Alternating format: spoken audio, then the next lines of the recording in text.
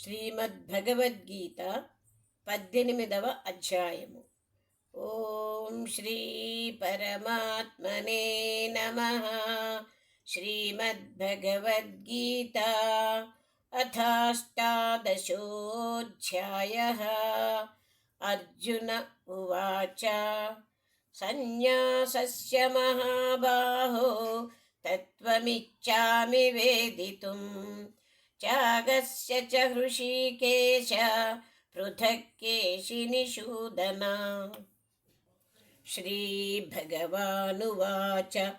కామ్యానాం కర్మణాన్యాసం సన్యాసం కవయో విదుః సర్వకర్మఫలత్యాగం ప్రాహుశ్చాగౌ విచక్షణాః. త్యాజం దోషవదిచ్చేకే కర్మ ప్రాహుర్మనీషిణః యజ్ఞదానతపః కర్మ నత్యాజ్యమితి చాపరే. నిశ్చయం శృణు మే తత్ర త్యాగే భరతసత్తమ. త్యాగో హి పురుషవ్యాఘ్ర త్రివిధః సంప్రకీర్తితః. యజ్ఞదానతపః కర్మ నత్యాజ్యం కార్యమేవ తత్. యజ్ఞోదానం తపశ్చైవ పావనాని మనీషిణాం. ఏతాన్యపి తు కర్మాణి సంగం త్యక్త్వా ఫలాని చ కర్తవ్యానీతి మే పార్థ నిశ్చితం మతముత్తమం. నియతస్య తు సన్యాసః కర్మణో నోపపద్యతే మోహాత్ తస్య పరిత్యాగస్తామసః పరికీర్తితః. దుఃఖమిశ్చేవ యత్కర్మ కాయక్లేశభయాత్ త్యజేత్ సకృత్వా రాజసం త్యాగం నైవ త్యాగఫలం లభేత్.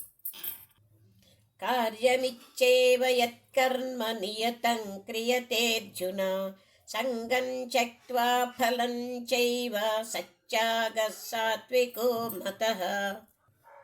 న ద్వేష్య కుశలం కర్మ కుశలేనానుషజ్యతే త్యాగీ సత్వసమావిష్టో మేధావి ఛిన్న సంశయః. నహి దేహభృతా శక్యం త్యక్తుం కర్మాణ్యశేషతః యస్తు కర్మఫలత్యాగీ సత్యాగీత్యభిధీయతే. అనిష్టమిష్టం మిశ్రయం చ త్రివిధం కర్మణః ఫలం భవత్య త్యాగినాం ప్రేత్య నతు సన్యాసినాం క్వచిత్. పంచైతాని మహాబాహో కారణాని నిబోధ మే. సాంఖ్యే కృతాంతే ప్రోక్తాని సిద్ధయే సర్వకర్మణాం. అధిష్టానం తథా కర్తా కరణం చ పృథగ్విధం వివిధాశ్చ పృథక్ చేష్టా దైవం చైవాత్ర పంచమం. శరీరవాङ्మనోభిర్యత్ కర్మ ప్రారభతే నరః న్యాయం వా విపరీతం వా పంచైతే తస్య హేతవః.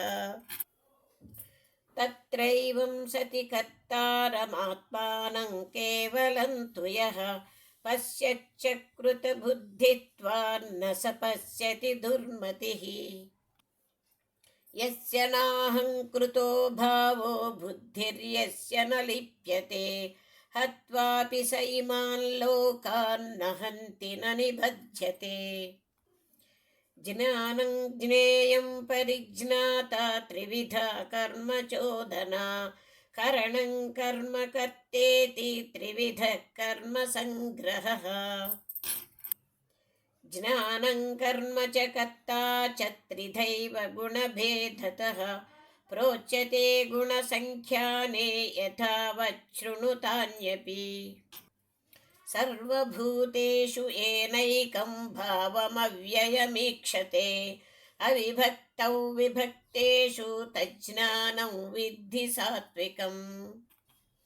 పృథక్త్వేన తు యజ్ఞానం నానాభావాన్ పృథగ్విదాన్ వేత్తి సర్వేషు భూతేషు తజ్జ్ఞానం విద్ధి రాజసం. यत्तु कृत्स्नवदे कस्मिन् कार्ये सक्तमहैतुकम् अतत्त्वार्धवदल्पञ्च तत्तामसमुदाहृतम् नियतं सङ्गरहितमरागद्वेषतः कृतम् अफलप्रेप्सुना कर्म यत्तत् सात्विकमुच्यते यत्तु कामेप्सुना कर्म साहङ्कारेण वा पुनः क्रियते बहुलायासं तद्राजसमुदाहृतम् अनुबन्धं क्षयं हिंसा मनवेक्ष च पौरुषं मोहादारभ्यते कर्म यत्तत्तामसमुच्यते मुक्तसङ्गो नहं वादी दृच्युत्साहसमन्वितः सिज्जसिज्झोर्निर्विकारः कर्ता सात्विक उच्यते रागी कर्मफलप्रेप्सुर्लुब्धो हिंसात्मको शुचिः हर्षशोकान्वितः कर्ता राजसः परिकीर्तितः अयुक्तः प्राकृतस्तब्धः शठो नैष्कृतिको लसः विषादी दीर्घसूत्री च कर्ता तामस उच्यते बुद्धेर्भेदं धृतेश्चैव गुणतस्त्रिविधं शृणु प्रोच्यमानमशेषेण पृथक्त्वेन धनञ्जय प्रवृत्तिं च निवृत्तिं च कार्याकार्ये भयाभये बन्धं मोक्षं च या वेत्ति बुद्धिः सा पार्थ सात्विकी यया धर्ममधर्मं च कार्यं च कार्यमेव च अयथावत् प्रजानाति बुद्धिः सा पार्थ राचसी अधर्मं धर्ममिति या मन्यते तमसा वृता सर्वार्थान् विपरीतांश्च बुद्धिः सा पार्थ तामसी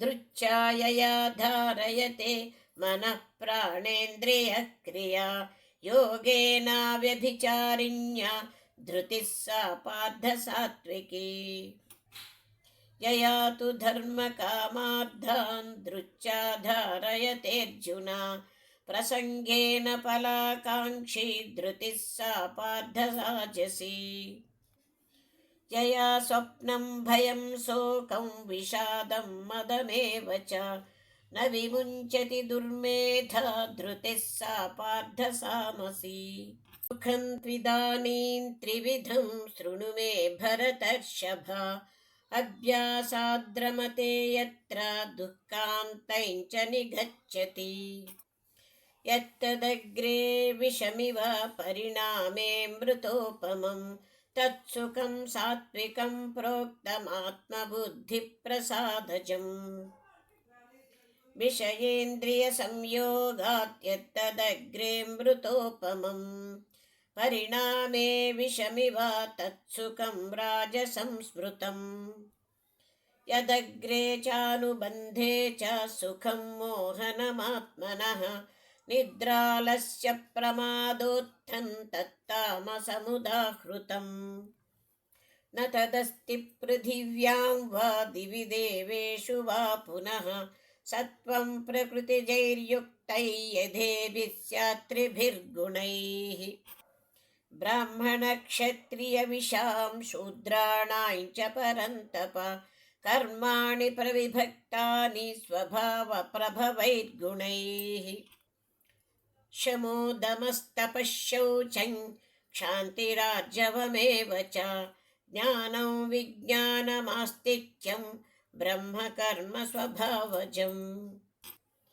शौर्यं तेजो धृतिर्दाक्ष्यै युद्धे चाप्यपलायनं दानमीश्वरभावश्च क्षात्रैः कर्म स्वभावजम् कृषिगौरक्ष्यवाणिज्यौ वैश्यकर्म स्वभावजं परिचर्यात्मकं कर्म शूद्रस्यापि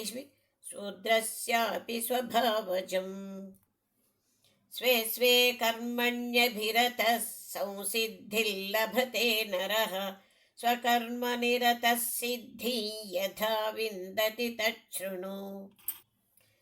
यतः प्रवृत्तिर्भूतानां येन सर्वमिदं ततं स्वकर्मणा तमभ्यर्च्य सिद्धिं विन्दति मानवः। श्रेयो स्वधर्मो विगुणः परधर्मात् स्वनुष्ठितात् स्वभावनियतं कर्म कुर्वन्नाप्नोति किल्बिषम्। सहजं कर्म कौन्तेय सदोषमपि न त्यजेत् सर्वारम्भा हि दोषेण धूमेनाग्निरिवावृताः।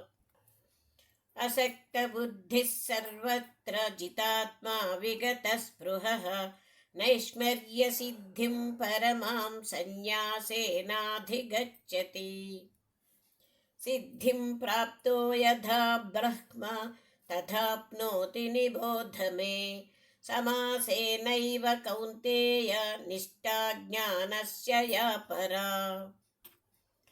बुद्ध्या विशुद्धया युक्तो धृत्यात्मानं नियम्य च शब्दाद्वीन् विषयान् त्यक्त्वा रागद्वेषौ व्युदस्य च। विविक्तसेवी लग्वाशी यतवाक्कायमानसः ध्यानयोगपरो नित्यं वैराग्यं समुपाश्रितः। अहङ्कारं बलं दर्पं कामं क्रोधं परिग्रहं विमुच्य निर्मशः शान्तो ब्रह्मभूयाय कल्पते। ब्रह्मभूतप्रसन्नात्मा न शोचति न काङ्क्षते समः सर्वेषु भूतेषु मद्भक्तिर्लभते पराम्। भक्त्या मामभिजानाति यवान्यश्चास्मि तत्त्वतः ततो मां तत्त्वतो ज्ञात्वा विशते तदनन्तरम्। सर्वकर्माण्यपि सदा कुर्वाणो मद्व्यपाश्रयः मत्प्रसादादवाप्नोति शाश्वतं पदमव्ययम्। चेतसा सर्वकर्माणि मयि सन्न्यस्य मत्परः बुद्धियोगमुपाश्रित्य मच्चित्तः सततं भव। मच्चित्तः सर्वदुर्गाणि मत्प्रसादात् तरिष्यसि अध चेत्त्वमहङ्कारान्न श्रोष्यसि विनङ्क्ष्यसि। यदहङ्कारमाश्रित्य न योच्य इति मन्यसे मिथ्यैष व्यवसायस्ते प्रकृतिस्त्वां नियोक्ष्यति। स्वभावजेन कौन्तेय निबद्धस्वेन कर्मणा कर्तुं नेच्छसि यन्मोहात् करिष्यस्य वशोऽपि तत्। ईश्वरः सर्वभूतानां हृद्देशेऽर्जुन तिष्ठति भ्रामयन् सर्वभूतानि यन्त्रारूढानि मायया। तमेव शरणं गच्छ सर्वभावेन भारत तत्प्रसादात् परां शान्तिं स्थानं प्राप्स्यसि शाश्वतम्। इति ते ज्ञानमाख्यातं गुह्याद्गुह्यतरं मया विमृश्यैतदशेषेण यथेच्छसि तथा कुरु। सर्वगुह्यतमं भूयः शृणु मे परमं वचः इष्टोऽसि मे दृढमिति ततो वक्ष्यामि ते हितम्। मन्मना भव मद्भक्तो मज्जाजी मां नमस्कुरु मामे वैश्यसि सच्यन्ते प्रतिजाने प्रियोऽसि मे। सर्वधर्मान् परित्यज्य मामेकं शरणं व्रज अहं त्वा सर्वपापेभ्यो मोक्षयिष्यामि मा शुचः। इदं ते न तपस्काय न भक्ताय कदाचन न च शुश्रूषवे वाच्यं न च माय्योऽभ्यसूयति। य इमं परमं गुह्यं मद्भक्तेष्वभिधास्यति भक्तिं मयि परां कृत्वा मामेवैष्यत्य संशयः न च तस्मान्मनुष्येषु कश्चिन्मे प्रियकृत्तमः भविता न च मे तस्माद् अन्यः प्रियतरो भुवि अध्येष्यते च य इमं धर्म्यं संवादमावयोः ज्ञानयज्ञेन तेनाहमिष्टस्यामिति मे मतिः श्रद्धावाननशूयश्च शृणुयादपि यो नरः सोऽपि मुक्तः शुभान् लोकान् प्राप्नुयात् पुण्यकर्मणाम् कच्चिदेतच्छ्रुतं पार्थ त्वयैकाग्रेण चेतसा कच्चिदज्ञानसम्मोह प्रणष्टस्ते धनञ्जय अर्जुन उवाच नष्टो मोहस्मृतिर्लब्धा त्वत्प्रसादान्मयाच्युत स्थितोऽस्मि गतसन्देहः करिष्ये वचनं तव सञ्जय उवाच इत्यहं वासुदेवस्य पार्थस्य च महात्मनः संवादमिममश्रौषमद्भुतं रोमहर्षणम् व्यासप्रसादाच्छ्रुतवान्नेतगुह्यमहं परं योगं योगेश्वरात् कृष्णात् साक्षात् कथयतः स्वयं राजः संस्मृत्य संवादमिममद्भुतं केशवार्जुनयोः पुण्यं हृष्यामि च मुहुर्मुहुः तच्च संस्मृत्य रूपमत्यद्भुतं हरेः विस्मयो मे महान् राजन् हृष्यामि च पुनः पुनः यत्र योगीश्वरः कृष्णो यत्र पार्थो धनुर्धरः तत्र श्रीर्विजयो भूतिर्ध्रुवा नीतिर्मतिर्मम ॐ तत्सदिति श्रीमद्भगवद्गीतासूपनिषत्सु ब्रह्मविद्यायां योगशास्त्रे श्रीकृष्णार्जुनसंवादे मोक्षसंन्यासयोगो नाम अष्टादशोऽध्यायः। ॐ श्रीकृष्णार्पणमस्तु। हरिः ॐ तत्सत्। योगेशं सच्चिदानन्दं वासुदेवं व्रजप्रियं धर्मसंस्थापकं वीरं कृष्णं वन्दे जगद्गुरुं।